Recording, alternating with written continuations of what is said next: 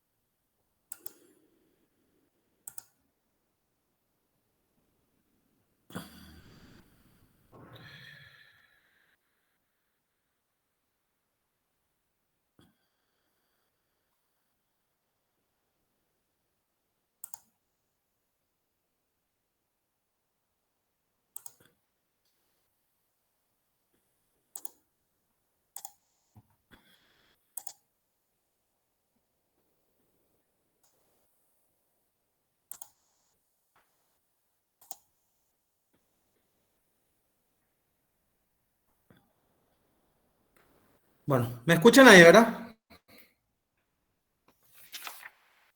Sí, profesor. Yo le escucho un poco bajo. Un momentito. Se te escucha alto y claro, profesor. ¿Quién puede hablarme ahí para probar por mi audio? Hola, hola. Sí, Se le escucha perfecto. bien, doctor. Ahí le escucho bien. Bueno, vamos a dar inicio a la clase del día de hoy. Nos habíamos quedado con la última lección que habíamos desarrollado, la lección 9, que eran los efectos de la posesión. Bueno, en esta lección 10 vamos a ver la protección de la posesión, ¿verdad? Pero no desde el punto de vista de las acciones y de las acciones que nuestro ordenamiento jurídico permite al poseedor, sino en esta lección 10 vamos a ver desde un punto de vista de teorías, ¿verdad? En la lección 11 vamos a ver el ejercicio procesal, para llamarlo de alguna manera, de las acciones posesorias. Bueno, vamos entonces a esta lección 10. Bueno, que básicamente en primer lugar nos pide cuál es la evolución de los interdictos en el derecho romano. Valga la aclaración que los interdictos ya en el derecho romano eran las acciones reconocidas u otorgadas al poseedor para el ejercicio de la defensa de su posesión.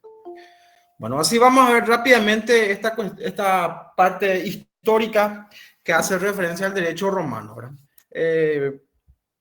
Rápidamente vamos a ver, ¿verdad? Ya que desde el punto de vista del práctico no tiene mucha relevancia, pero hay que también conocer un poquito los antecedentes del instituto del interdicto. Bueno, decíamos, en el derecho romano, bueno, ellos reconocían en primer lugar el denominado interdicto de retener. El interdicto de retener para los romanos volvían a dividir en dos: el interdicto utis possidetis y el interdicto utruvi. Entonces volvían a dividir en el interdicto uti possidetis y el interdictus utruvi. El utis possidetis estaba reconocido para el ejercicio de la defensa de la posesión de inmuebles, mientras que el utruvi estaba dirigida a proteger la posesión de esclavos. Entonces, ese era el interdicto de retener reconocido por el derecho romano. Bueno, también tenían o reconocían el denominado interdictum recuperande posesiones causa, que era el interdicto dirigido a recuperar la posesión perdida. Entonces, era el interdicto dirigido a recuperar la posesión perdida. Bueno, a su vez, volvían a dividir en el vi quotidiane y el vi armata. Vi quotidiani y el vi armata. El vi quotidiani estaba reconocido para los casos de posesión sin vicios. Y el vi armata para los casos de que haya habido violencia armada. Entonces, cuando la pérdida de la posesión se daba sin vicios o con violencia, entonces los romanos volvían a dividir en quotidiani y armata. Bueno, un tercer interdicto reconocido por los romanos era el denominado interdicto precario. Bueno, se daban los siguientes casos, o se reconocía para las siguientes situaciones, mejor dicho.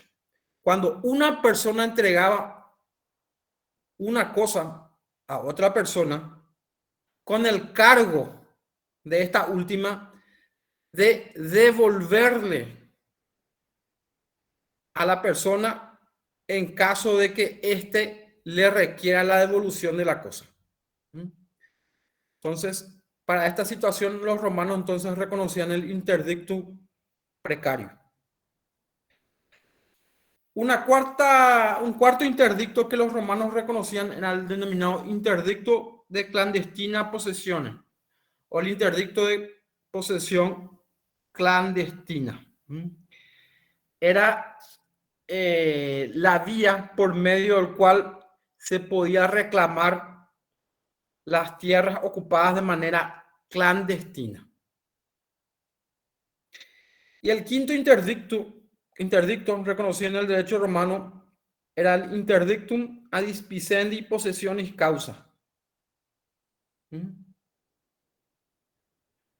Bueno, esta acción reconocida por los romanos tenía por finalidad que una persona adquiera la posesión de una cosa. Estaba destinada entonces a la adquisición de la posesión de una cosa. Bueno, entonces haciendo un poquito de repaso rápido a los interdictos reconocidos en el derecho romano, tenemos el interdicto de retener, que a su vez se dividía en el uti possidetis y el utruvi, el interdicto recuperande posesiones causa, que a su vez volvía a dividirse en vi quotidiani y vi armata, el interdicto precario, el interdicto de clandestina posesiones y el interdictum ad dispicendi posesiones causa.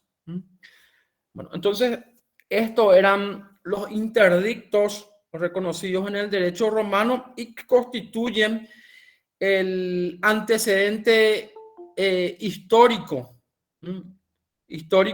de lo que hoy conocemos como interdicto.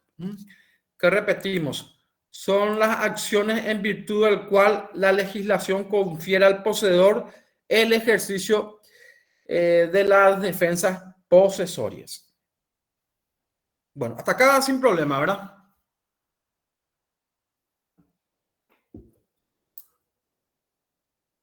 Sí, profesor. Bueno, también el programa nos pide las teorías relativas, que son las de Savigny y de Jering. Estos autores están incluidos dentro de las teorías relativas. Básicamente, los ejes sobre los cuales se fundamentan estas teorías eran que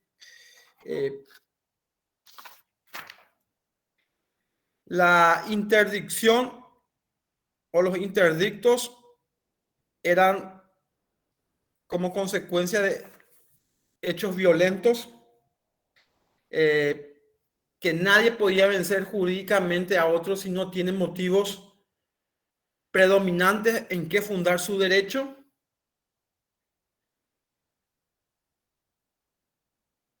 y que la prerrogativa de la propiedad hace suponer, salvo puedan en contrario, que el ocupante tiene ese derecho. Bueno, esos son los ejes, para llamarle de alguna manera, sobre los cuales giran las teorías relativas, que fueron las propuestas por Savigny y Ehring. Y Savigny básicamente lo que decía era lo siguiente: que la protección es conferida por la ley y que se dan casos especiales cuando el poseedor es turbado violentamente de su posesión. Bueno, él sienta al principio de la propiedad, la denominada propiedad presunta, y hace el siguiente análisis: toda turbación de la posesión constituye un atentado contra el poseedor, ya que se presume que la propiedad es del poseedor.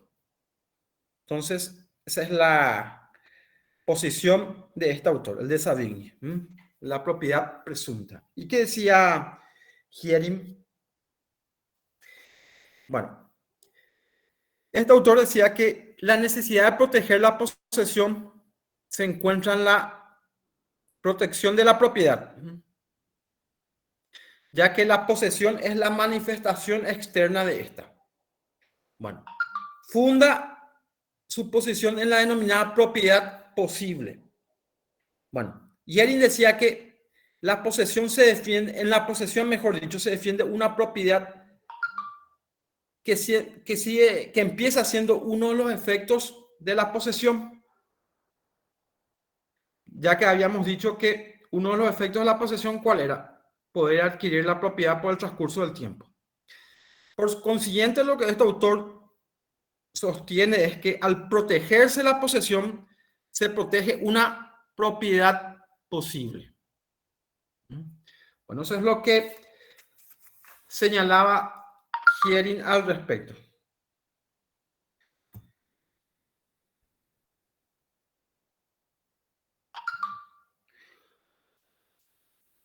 Bueno,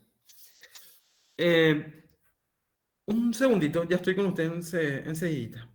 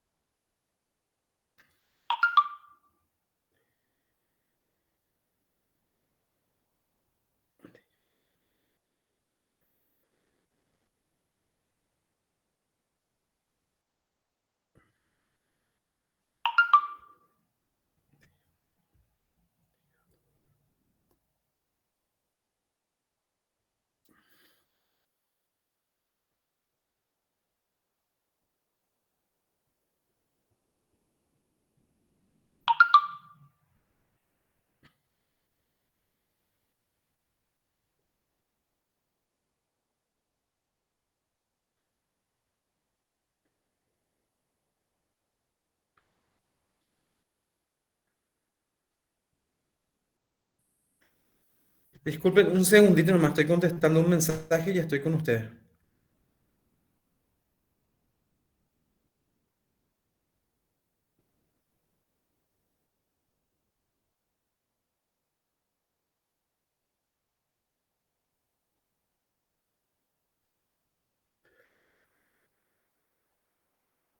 Bueno, volvemos.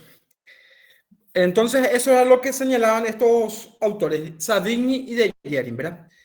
Que son los autores que sustentaban la teoría relativa. Básicamente, Savigny fundaba la defensa de la posesión en el hecho de la propiedad presunta, llegando a esta conclusión, que toda turbación de la posesión constituye un atentado contra el poseedor y que la propiedad se presume que es del poseedor. Y Ehring fundaba su posición en la denominada propiedad posible, ya que en la posesión lo que se defiende es la propiedad que empieza siendo uno de los efectos de la posesión, ya que la posesión por el transcurso del tiempo permite adquirir el dominio de la cosa. Bueno, eso es básicamente lo que sostenían estos dos autores como representantes de las teorías relativas. Y en cuanto a la teoría absoluta, bueno, esta teoría lo que sostiene es lo siguiente, que el fundamento o la razón de la protección de la posesión se encuentra en la posesión misma.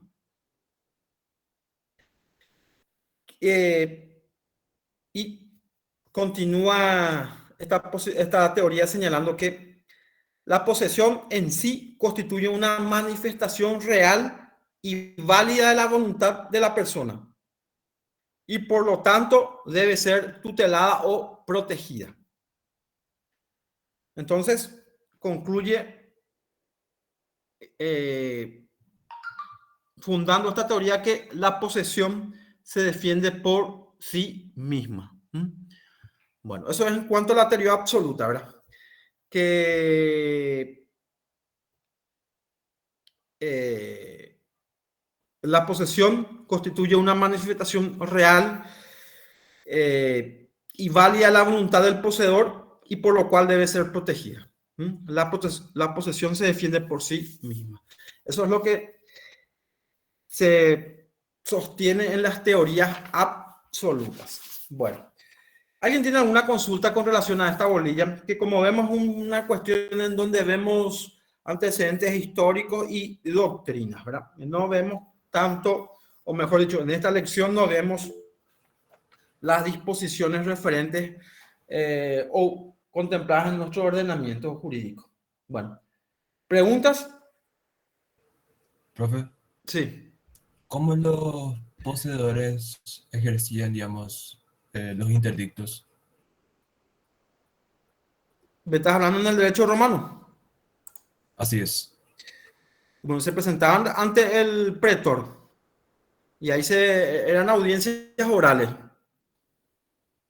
Por lo general, el procedimiento en el derecho romano era el que pretendía hacer valer un derecho, ya se tenían que llevar si tenía testigos, todos los testigos completo.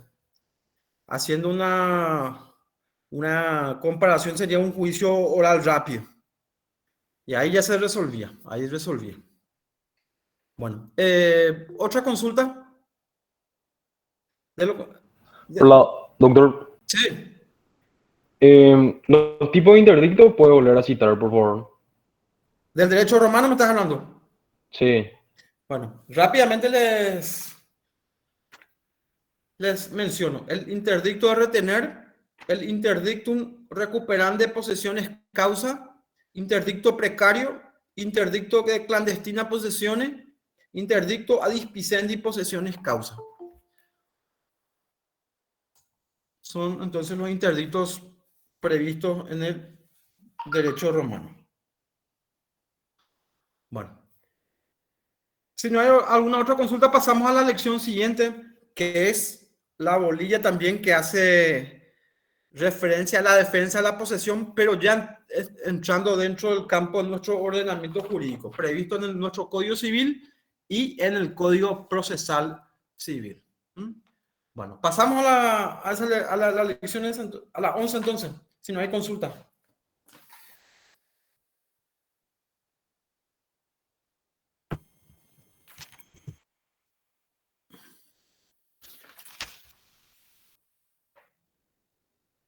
Bueno, parece que no.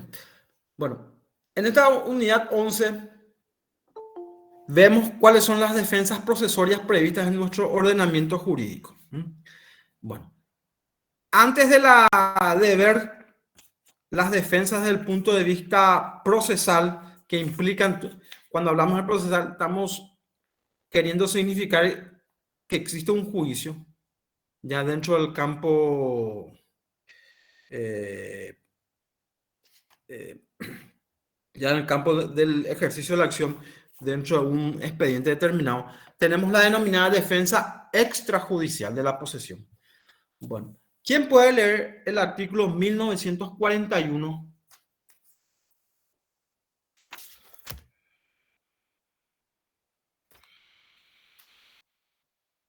Yo leo, profe. Sí, adelante, te escuchamos. Artículo 1941. Sí. La posesión da el derecho de protegerse en la posesión propia y repeler la fuerza con el empleo de una fuerza suficiente. En los casos en que los auxilios de la justicia llegarían demasiado tarde, y el que fuese desposeído podrá recuperarla por sí mismo sin intervalo de tiempo, con tal que no exceda los límites de la propia defensa. Ese derecho puede ser ejercido por el poseedor o en su nombre por los que tienen la cosa, como subordinados de él o quienes ejerzan sobre la cosa una posesión derivada o mediata. Bueno, entonces en ese artículo 1941, el Código Civil consagra la posibilidad de la defensa extrajudicial de la posesión. Establece ciertos requisitos,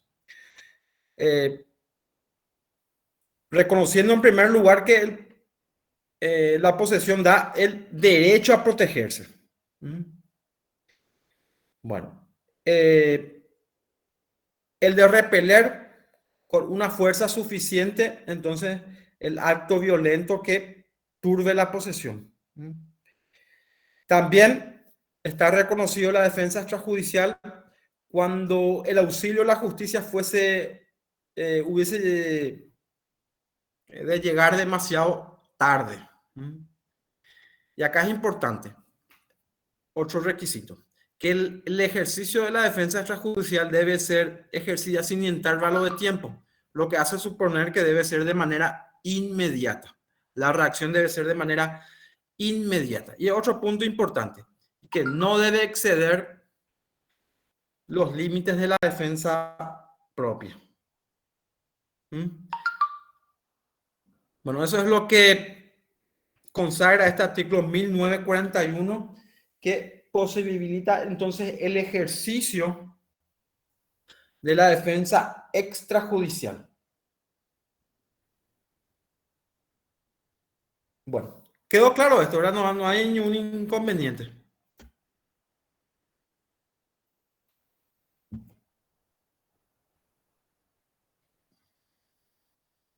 No, doctor.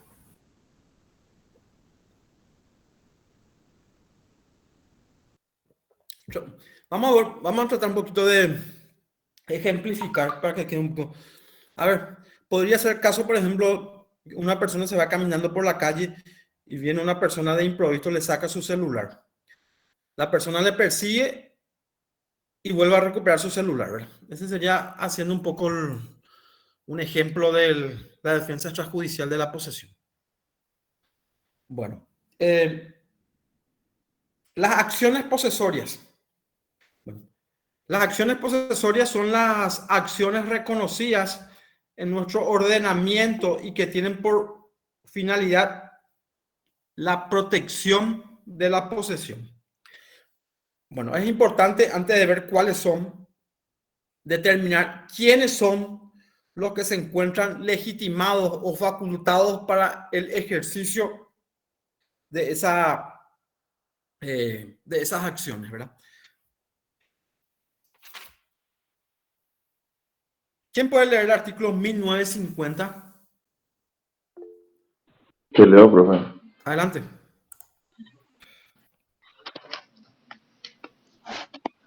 Artículo 1950. Discúlpame, para ser completo, ¿verdad? ¿Puedes leer el 1948, 49 y 50 los tres? Sí, te leo, profe. Dale. Artículo 1948. Cualquiera de los coposeedores podrá ejercer las acciones posesorias contra terceros sin el concurso de los otros, y también contra estos, si lo excluyeren o turbaren en el ejercicio de la posesión común. Ellas no procederán si la controversia entre coposeedores solo versare sobre la mayor o menor participación de cada uno. Artículo 149.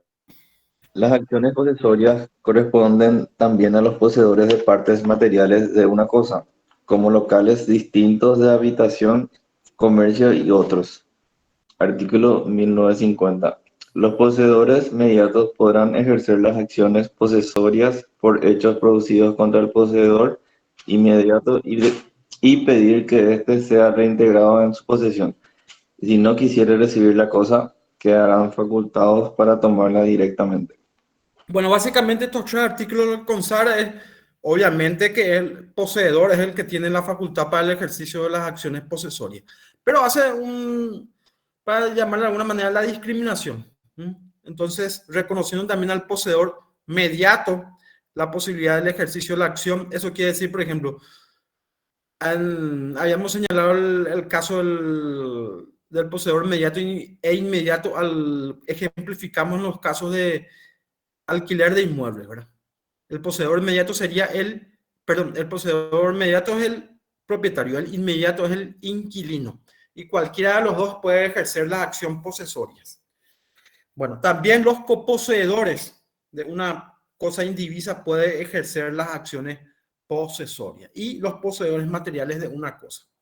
Bueno, entonces, básicamente, y por lógica de deducción, son los poseedores los que pueden ejercer las acciones posesorias correspondientes. Y vimos en los tres artículos que acaba de leer el compañero la discriminación de los tipos de poseedores que también se encuentran facultados para el ejercicio de estas acciones. Bueno, en cuanto a los hechos que dan lugar a las acciones posesorias, ¿quién puede leer el artículo 1944? Primero 1944.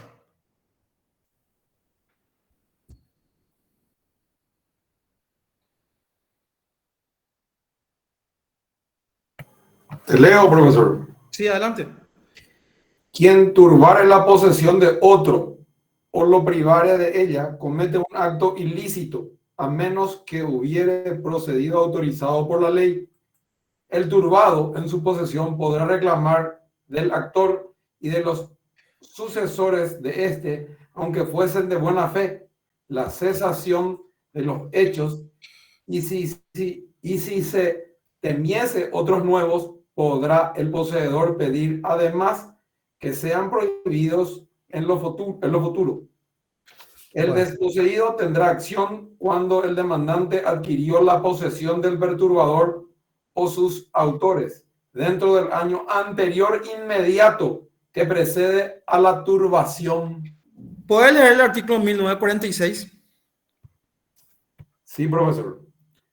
Si la turbación en la posesión consistiese en obra nueva que se comenzare a hacer en inmuebles del poseedor o en destrucción de las obras existentes, la acción posesoria será juzgada como acción de despojo. Si la obra nueva se comenzare a hacer en inmueble que no fuese del poseedor, sea de la clase que fuere, y la posesión de éste sufriere un menoscabo, habrá turbación de la posesión. En ambos casos, la acción posesoria tendrá por objeto suspender la obra durante el juicio y, una vez terminado este, destruir o reparar lo hecho. El juez podrá denegar la suspensión provisional si no la estimare justificada. Bueno, perfecto. En esos dos artículos, el 44 y 46, el Código Civil hace referencia a los hechos que motivan o que dan lugar a las acciones posesorias. El 44 habla de la turbación de la posesión, quien turbare o lo privare de la posesión a otro, ¿verdad? De forma genérica, ¿verdad? Pueden ser varios actos por los cuales una persona se ve privada de su posesión. Y el artículo 46 ya habla en los casos de obra. Y ahí distingue el despojo que se da cuando se empieza a construir en terreno del poseedor. Y de turbación cuando se comienza a construir en terreno, en el inmueble colindante. Ahí entonces tenemos en los casos de obra nueva, hablamos de turbación y de despojo.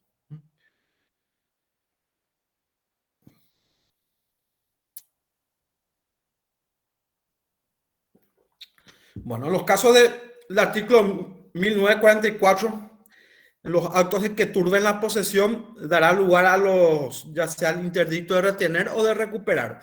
Mientras que en los casos del artículo 1946, que hablamos de turbación o despojo, tratándose de obra nueva, lo que se busca es evitar parar la construcción hasta tanto se resuelva el juicio.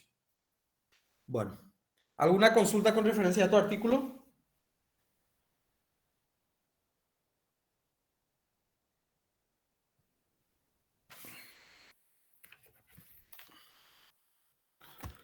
Bueno, perfecto. Bueno, ahora pasamos a ver de qué se tratan los interdictos. Bueno,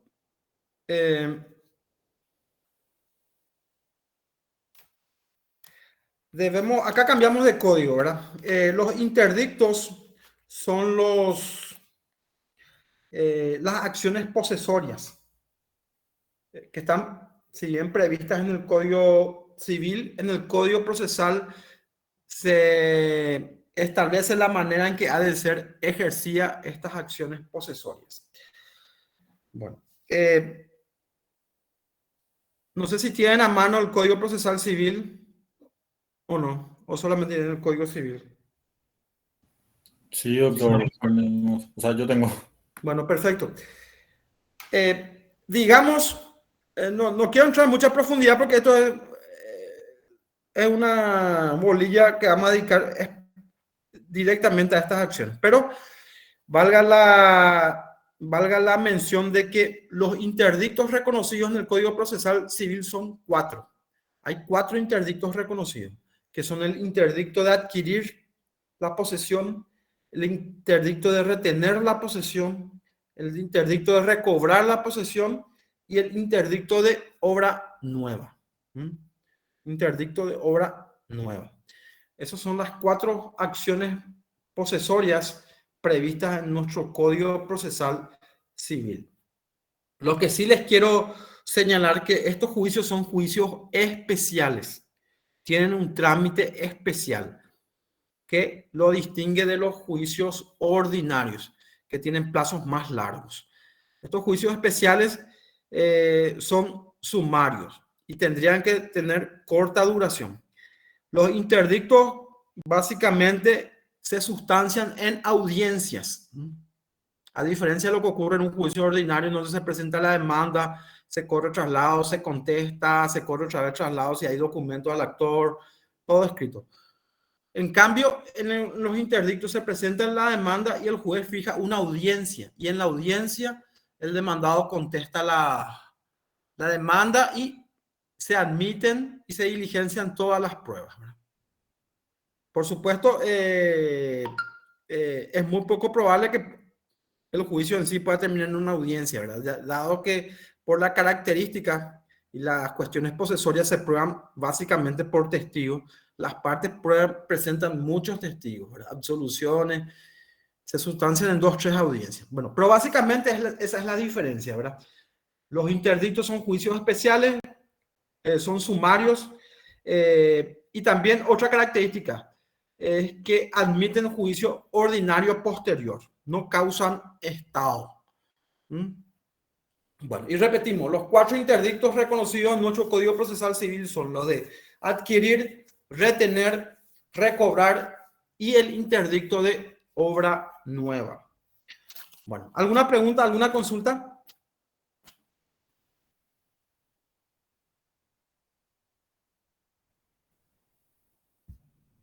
Profe, Sí, te escucho. ¿podrías dar un ejemplo práctico, digamos, del interdicto? Son 4 interdictos. ¿A cuál interdicto me estás haciendo referencia? A los 4. Creo que no, pucha, déjame. Bueno, el de obra nueva, ese es un poquito más sencillo eh, de, de ejemplificar. Por ejemplo, es cuando tu vecino empieza a levantar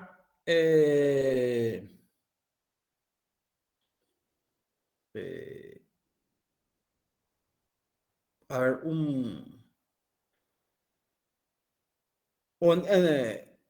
perdón, vivís en un barrio residencial en donde, de acuerdo a las ordenanzas, no está permitido edificio de determinada altura y una constructora empieza a construir un edificio de 20 pisos.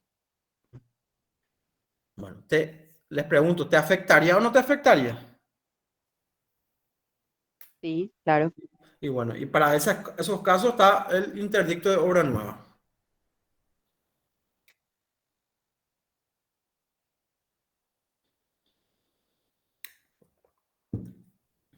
Bueno, ¿está? ¿Y de los otros tres?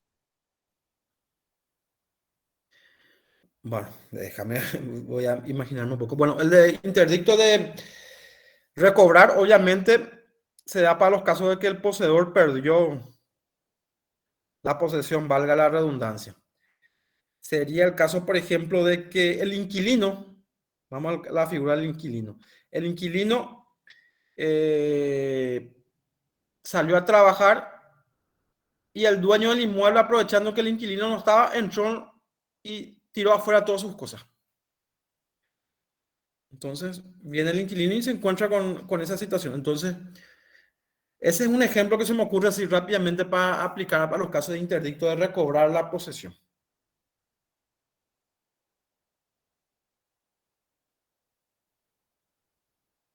Bueno, gracias, profe.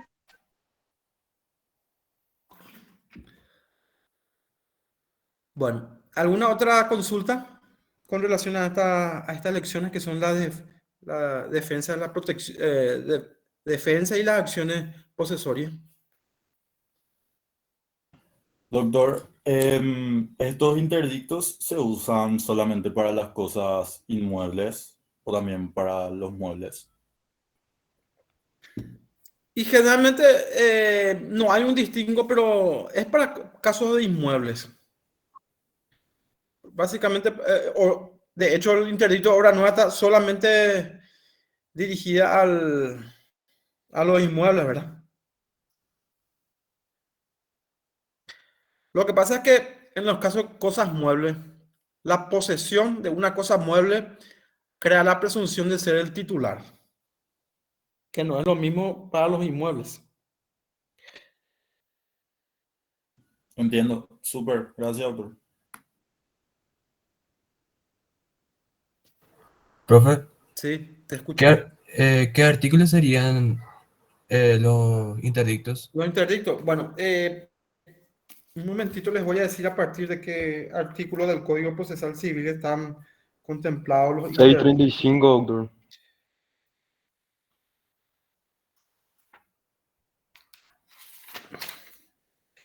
...635... que son, el capítulo primero son las disposiciones generales, ¿verdad?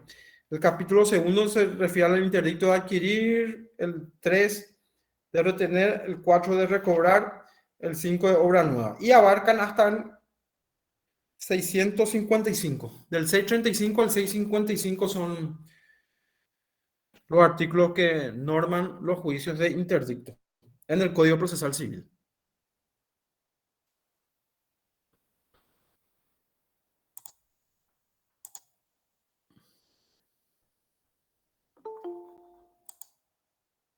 Bueno. ¿Otra consulta?